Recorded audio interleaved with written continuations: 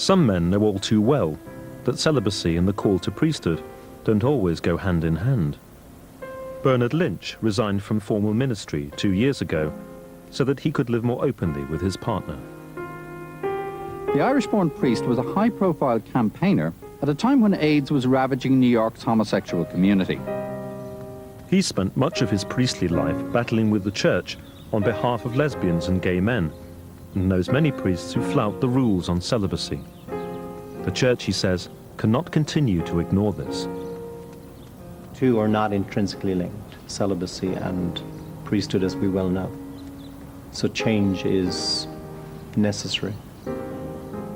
We all know that a lot of priests who are gay, and indeed a lot of priests who are straight, they're not celibate. So I don't believe I'm saying anything new, nor indeed am I doing anything new. I'm not unique. I suppose a theological way of interpreting what has been revealed in terms of priests' behavior is that this is the Holy Spirit saying to the institutional church, this is not my will. But even if the celibacy rule were to go, gay priests could still not live openly with their partners, because the Vatican says all homosexual acts are disordered. However, as the gay crisis gathers momentum, some of Rome's very own priests and nuns are now squaring up to their superiors in an attempt to get the church to think again.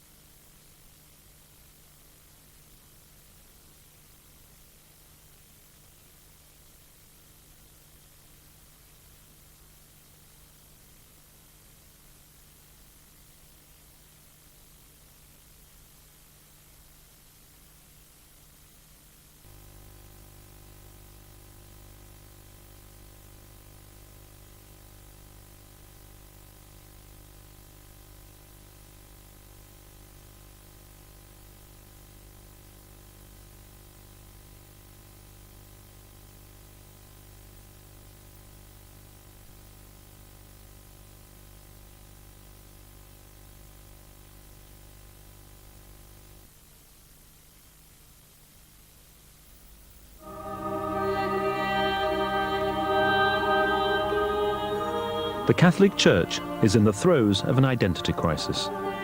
Many of its priests are gay, and some of them want to live openly with their partners. But that would mean the Vatican rethinking the law on celibacy and most of its teaching on sex. Faced with these demands, the hierarchy is more determined than ever to hold the line.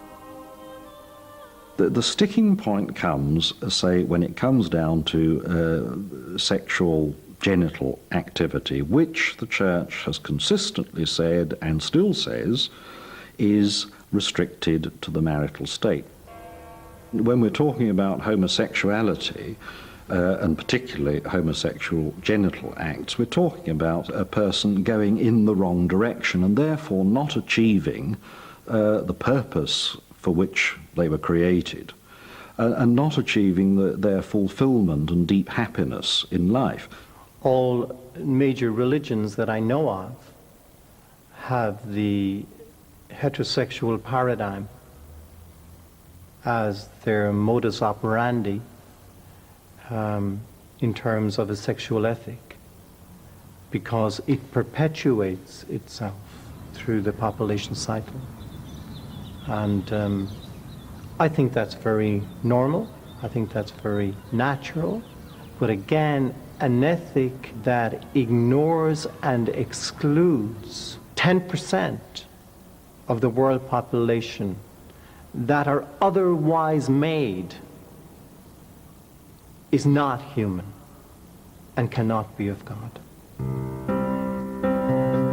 This war of words is now forcing the Church to stress its traditions more strongly than ever. In condemning gay sex, the Vatican points to what it calls the natural order of creation. Men and women are clearly made for one another in God's plan, and their reproductive potential is proof of the Creator's sexual design. God created man and woman so that when they come together in that deep, intimate sexual relationship in marriage, the fruit of their love is often, or can be, expressed and made real in the production of new life.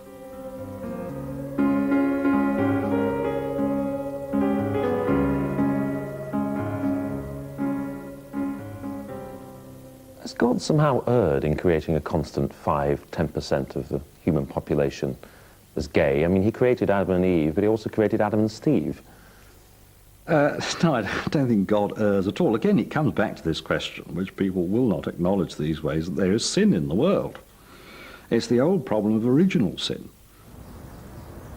Most gay clergy have traditionally remained tight-lipped, as the hierarchy have described their sexuality as seriously flawed. But revolt is now coming from the unlikeliest of quarters. Father Gordon Brown was a closeted priest for nearly 40 years. Now he has done the unthinkable and become that rare entity, an openly gay, serving clergyman standing up to the might of his superiors. On 102.5, this is Clyde 1. All this has come about because of controversial remarks made by Scotland's Catholic primate. As the leader of Scotland's Catholics, Cardinal Winning, backs the retention of Section 28 and branded homosexuality a perversion. I think I got quite angry about some of the things that were being said, both outside the church and within the church, about homosexuals, about people like myself.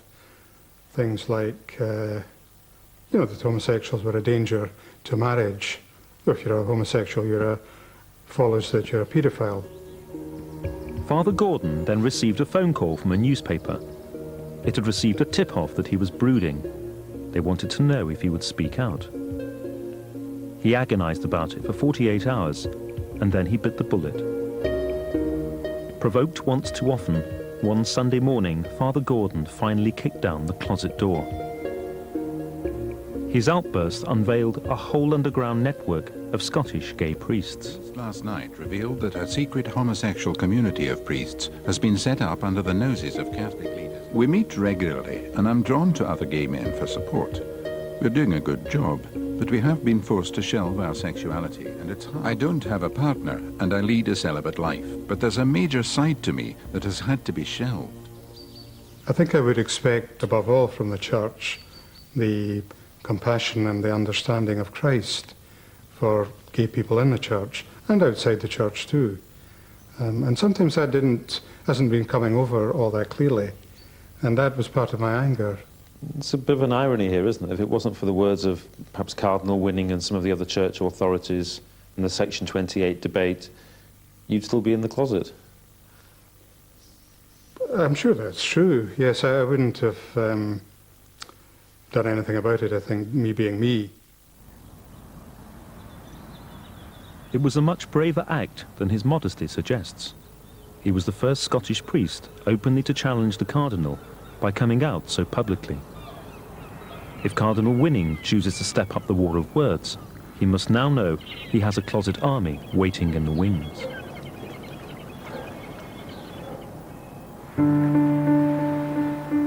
In some of the Vatican's empire, the unrelenting advance of the gay agenda is setting Catholic against Catholic and bringing open warfare to the Church. Catholicism is America's single biggest religion. To conservatives here, holding the line on homosexuality amounts to making a simple choice. Are you orthodox or are you a heretic? Homosexual activity, yes, I believe as a Catholic that it is an abomination. The devil's intention, I'm sure, to attempt to destroy the church in some way or another. But the sexuality, the homosexuality, is a big part of it. I don't know if it's the root cause, but it's a big part of it. This group of Catholic zealots goes to remarkable lengths to combat breaches of the faith by sexually active priests. We have hired private investigators to do minimal amount of work because of the cost. Private investigators? Yes, yes. That sounds a bit like the Ku Klux Klan. Well, it might be looked at that, but here again, we're defending our faith.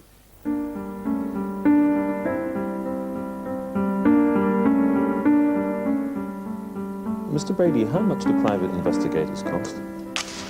They vary from $100 to $200 an hour and on up, depending on... It's very expensive. It is very expensive, yes. And people might say, this guy's on a bit of a witch hunt. Private investigators rooting out priests. What's this organization up to? Well, when we use private investigators, it's rare, but it's sort of a last step. And we only use a private investigator. We've only done it on several occasions to verify facts.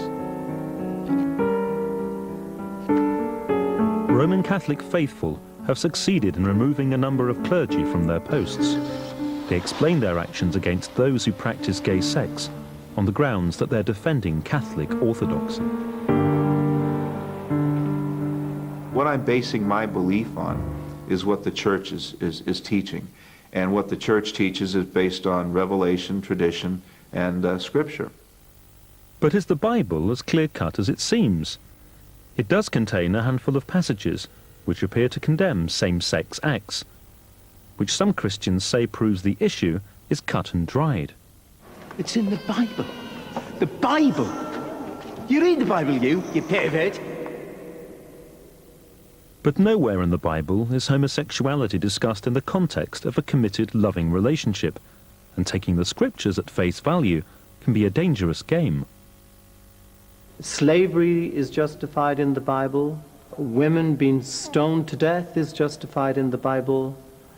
But of course, all of these are considered, to say the least, not politically correct. And do none of these abominations! Judge not, that you be not judged. Yeah. Lord. Homosexuality, in many Bible bingo players' minds, the last bastion of God's wrath against a section of people. I don't suppose you listen to the Pope. Jesus said to him... If the church did come to change its teaching on this, you'd happily accept that? The church can't. I mean, I can't say I'll happily accept it because it would never happen. It will never happen. But I'm not so sure. There's now open rebellion in the church's ranks. Sister Janine Gramick, a Notre Dame nun, is public enemy number one in the eyes of the Vatican. This is the book that really came under intense scrutiny from the Vatican Commission, Building Bridges. She wrote a book challenging the Vatican's line on sex, but, he said, and continues her crusade at public meetings all over America. Now, of course, what he meant is, do you believe that homosexual acts are intrinsically evil? That's the teaching of the church about homosexual activity. Do you believe what the church teaches? Such open questioning of the party line has induced panic. Bishops have written to Rome demanding that she cease this work. But Sister Janine is not bowing to pressure. She's even defied Cardinal Ratzinger, the Pope's senior inquisitor, who has personally demanded her silence. I no longer believe in blind obedience, and most religious today do not believe in a blind obedience, in following each and every command that is given, but a reasoned obedience, that one looks at the command and asks, is it just, or is there a higher command to which one must be obedient? Her argument, that a good Catholic can be fully aware of the Church's teaching on sexual matters, and yet on grounds of conscience can still dissent, is dangerously subversive to the Vatican. And trying to gag her has only backfired.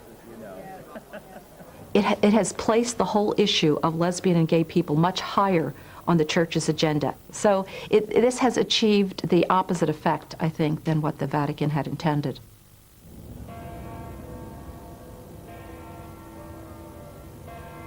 Rebels are now beating a path to the gates of the Vatican. Bishops and priests join in gay rallies, openly picking fights with their superiors. Some chose the Gay Pride March in Rome in July 2000 to challenge the Pope. In all my times on gay pride demos, I've never seen one being led by a Roman cleric. This was Don Vitaliano, a straight priest from southern Italy, and he wasn't alone.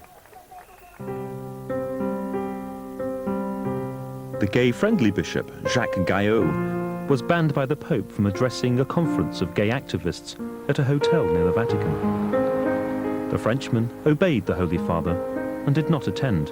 But he still came to Rome and gave an interview to the press on the hotel doorstep. I was surprised to hear of the Pope's request, but I was happy to obey it. It's important to respect his wishes. But he has done a great service because lots of journalists are now interested in this matter. So I say, thank you to the Pope.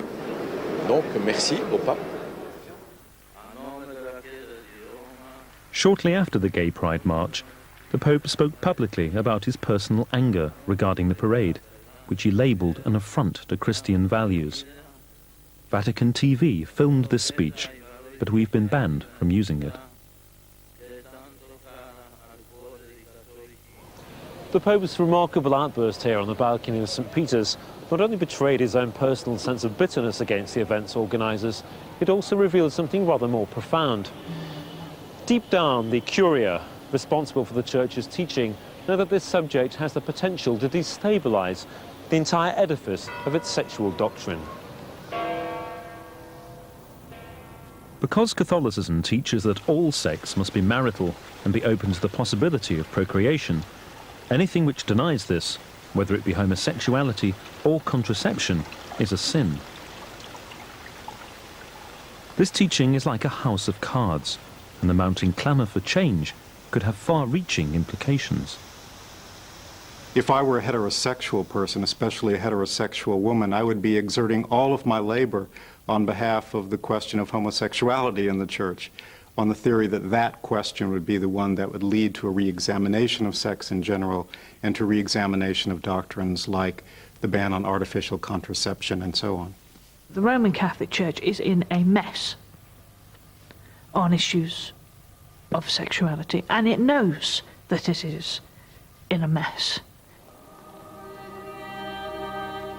I'm sure part of the panic surrounding issues about homosexuality is the fear that the Church's whole sexual teaching is going to be unravelled.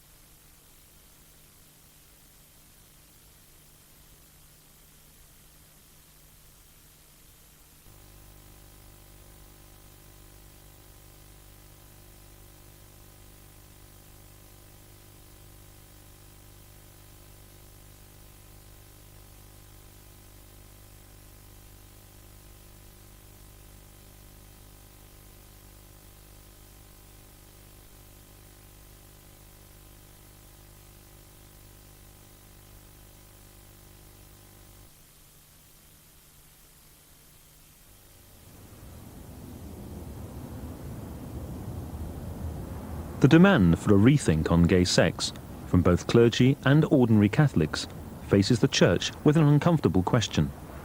Are there circumstances in which love alone between two committed human beings can justify a sexual relationship?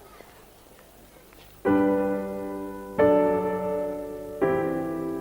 lived in separate places, but we started kind of living together very shortly after we met because we just had a sense that we belonged to one another. Yeah.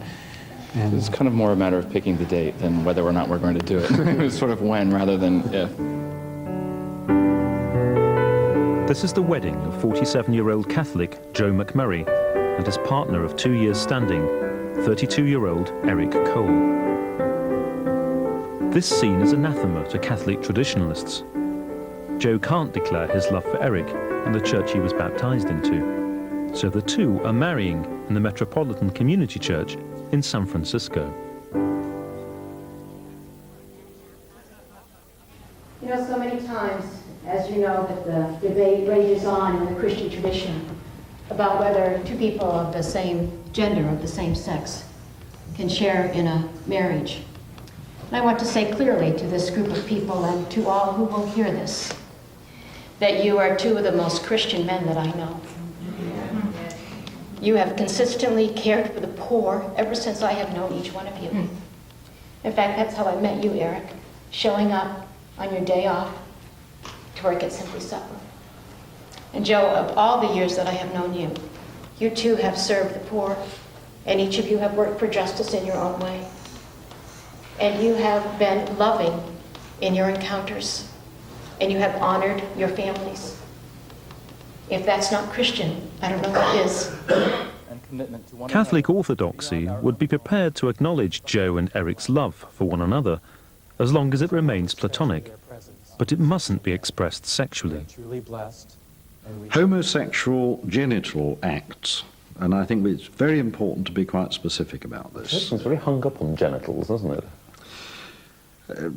Well, I don't know about the church. I think society at large is, to be quite honest. I think there's an obsession with these things, but the church has clearly got to teach gospel values.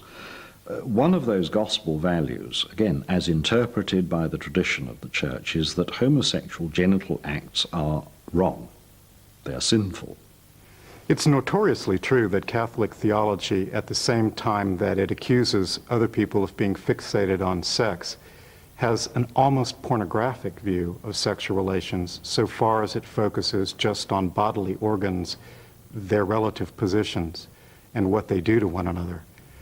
This is a very reductive view of sex, and it's not, in fact, the view of the richest part of the Catholic moral tradition.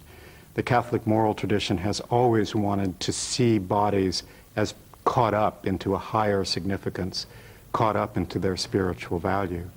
So I hope that what will happen is that the Church will re-examine its mechanical and reductive view of genital organs, see that they're not anything dirty or fearsome, and use that as an occasion for constructing a positive narrative about sexual life. Guilt about sex and the human body have dogged the Christian tradition since the outset.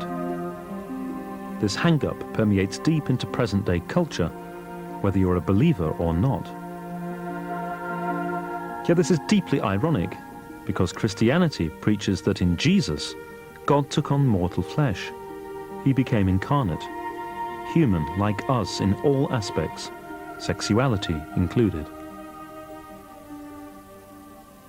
I would look to a future in which Catholic theology takes up the doctrine of the Incarnation and uses it to think the human body as a means of approach to God. So rather than despising the body and turning from it, we would look to the body as a gift that's given us in all of its capacities for returning to God, for moving closer to God, for loving God. I say these promises, these vows from my heart to your heart. My heart is where I feel that the basis of my spirituality is, and it comes from the place where I feel God lives in me. So, from my heart, I promise to listen to you when you need it, not only with open ears, but more importantly with an open heart and with an open mind. I promise never to tease you in public, and only when it's really necessary in private.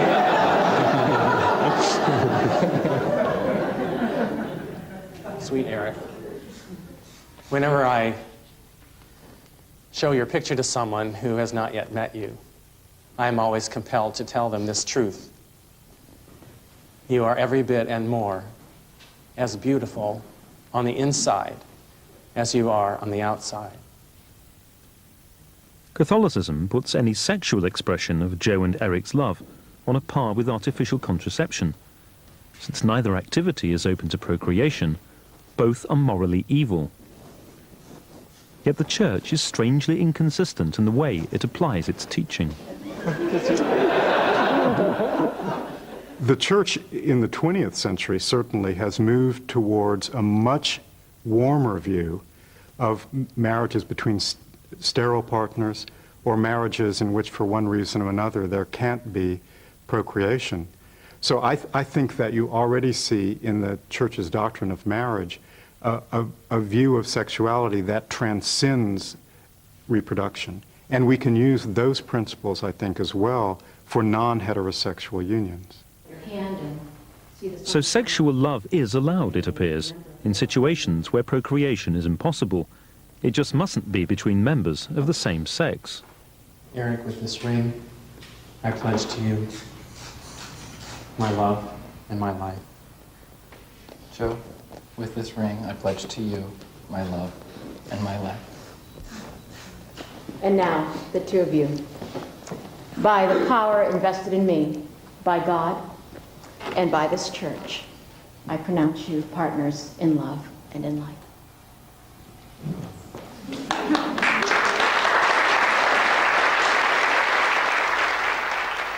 This was my very first time at a gay wedding, and I have to confess to feeling more than a little skeptical before the service began. Thank you, Tinka. I'm so glad you're here. Yet I was also told in Catholic primary school that God is love, and anyone who saw Joe and Eric making their vows would have been hard-pressed to deny God's presence in their relationship.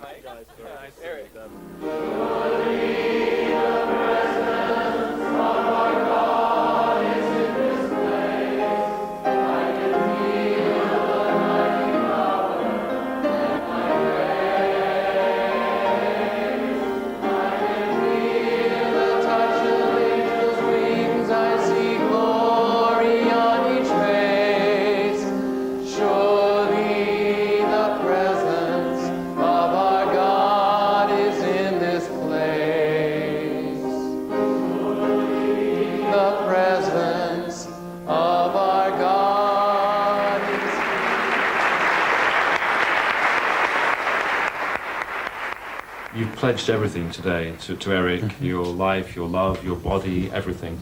And yet the Church, the Catholic Church, says that any physical expression of that sexuality is disordered. It isn't open to the transmission of life.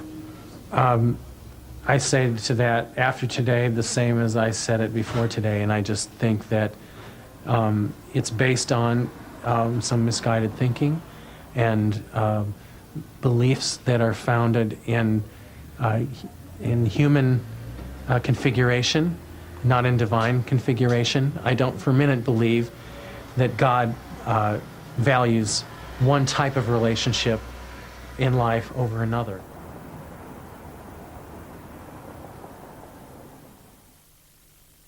We were in San Francisco and we filmed a very moving ceremony between two men, Joe and Eric. Can you really say that if they affirm one another in bed, sexually, that is not a life-enhancing, affirming experience? No, I don't think it is. Whatever their view of it may be, however they may perceive it, I would say objectively speaking it's not, and it can't be, because that's not what God intended that activity to be about. One of the effects, again, of original sin is that we tend to be blinded to the reality of life and our purpose in life. So often we can go awry, we can go in the wrong direction because we don't actually see clearly. So you're basically saying that Joe and Eric, despite all their best intentions, are deluding themselves, they're deceiving themselves? I think they are, yes. But that's a very difficult thing to say, isn't it, about two people who've given their lives to one another, who've known one another for 2 years. People would say it was cruel. Well, I would say it's just being realistic. Again, it's not a question of condemning those two men. What I'm saying is that objectively speaking, in the light of church teaching, they won't actually probably achieve what they think they will.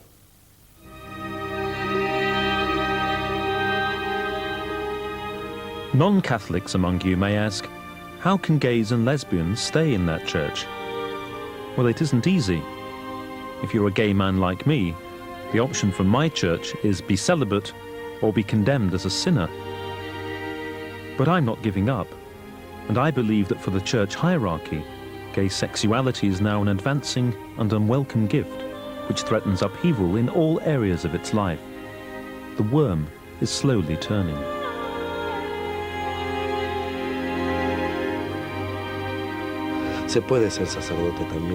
It should be possible to be a priest and have a partner, whether you're straight or gay. I feel like running out into the middle of the town square and raising a flag proclaiming the rights of all gays, Christians, Catholics, priests. This is me speaking, a Roman Catholic priest. I'm not the only one in the world. There are many of us.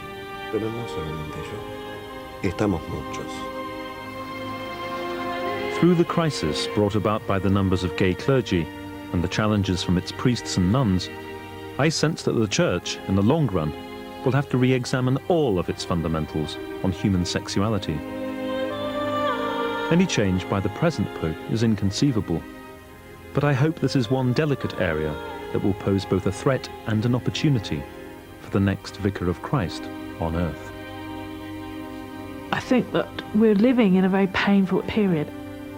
The Church always moves forward through crises. Crises are times when cracks appear in the Church through which the Holy Spirit pours.